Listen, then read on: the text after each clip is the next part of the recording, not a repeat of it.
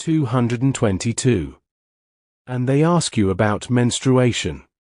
Say, it is harm, so keep away from wives during menstruation. And do not approach them until they are pure. And when they have purified themselves, then come to them from where Allah has ordained for you.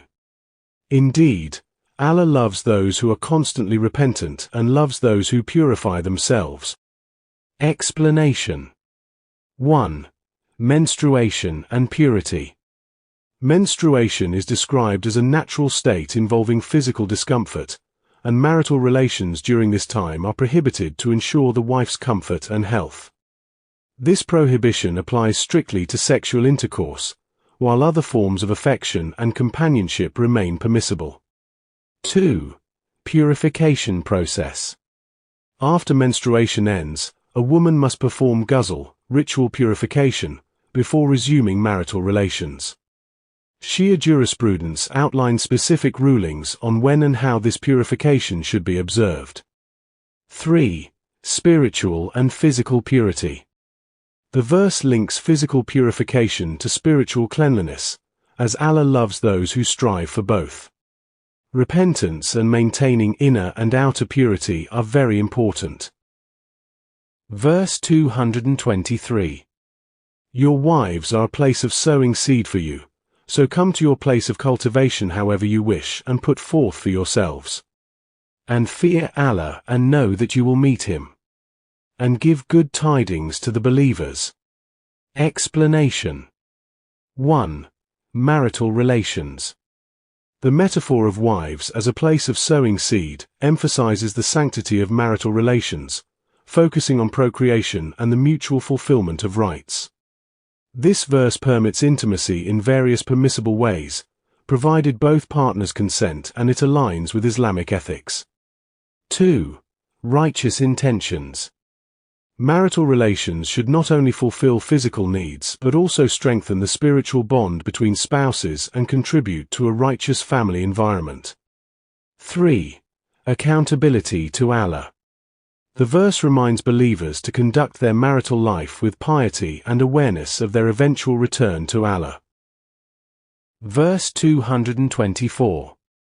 And do not make Allah an excuse against being righteous and fearing Allah and making peace among people. And Allah is hearing and knowing. 1. Misuse of oaths. The verse discourages invoking Allah's name as a means to avoid fulfilling good deeds, obligations, or acts of reconciliation. This ayah warns against using oaths irresponsibly or manipulatively, especially in matters of righteousness or mending relationships. 2. Encouragement of goodness. Believers are encouraged to prioritize righteousness, taqwa, God consciousness, and reconciliation over adhering to unnecessary or harmful oaths. 3. Allah's knowledge. The reminder that Allah hears and knows all actions reinforces accountability and sincerity in speech and conduct. Verse 225. Allah does not impose blame upon you for what is unintentional in your oaths, but He imposes blame upon you for what your hearts have earned. And Allah is forgiving and forbearing. 1. Unintentional oaths. Casual or unintentional statements, such as expressions made without deliberate intent, are not subject to divine punishment.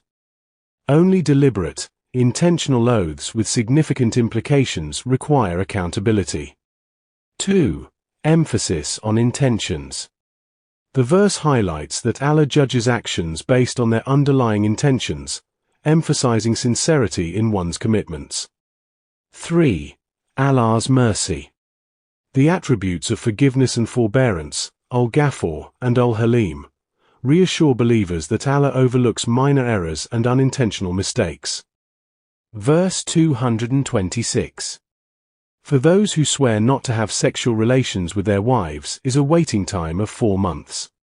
But if they return, then indeed, Allah is forgiving and merciful. 1. Oaths of abstinence, Elah. This verse addresses the practice of Elah, where a husband vows to abstain from intimacy with his wife. In Shia jurisprudence, a husband has 4 months to either resume marital relations or proceed with a formal divorce. 2. Reconciliation encouraged. The verse provides an opportunity for reconciliation, urging the husband to reconsider his oath and maintain the marital bond. 3. Allah's forgiveness. If the husband repents and resumes relations, Allah's forgiveness and mercy apply, underscoring his encouragement of family unity. Verse 227. But if they decide on divorce, then indeed, Allah is hearing and knowing. 1. Decision of divorce. If reconciliation fails after the 4-month waiting period, divorce becomes permissible. Divorce, though allowed, is discouraged unless absolutely necessary. 2. Allah's awareness.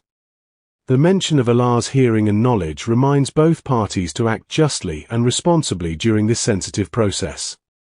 3. Balanced approach. The verse demonstrates a balanced approach to marital disputes, encouraging resolution while providing a dignified exit if necessary. Key themes. 1. Purity and spiritual growth. The emphasis on physical and spiritual purity reflects Islam's holistic approach to well-being and devotion. 2. Rights and responsibilities in marriage. These verses outline the mutual rights and responsibilities of spouses, ensuring harmony and justice within the marital relationship. 3. Accountability in oaths and decisions. Believers are reminded of the weight of their words and actions, particularly in matters affecting others' lives. 4. Encouragement of reconciliation. Islamic teachings prioritize reconciliation and maintaining family bonds, while providing guidance for divorce when necessary.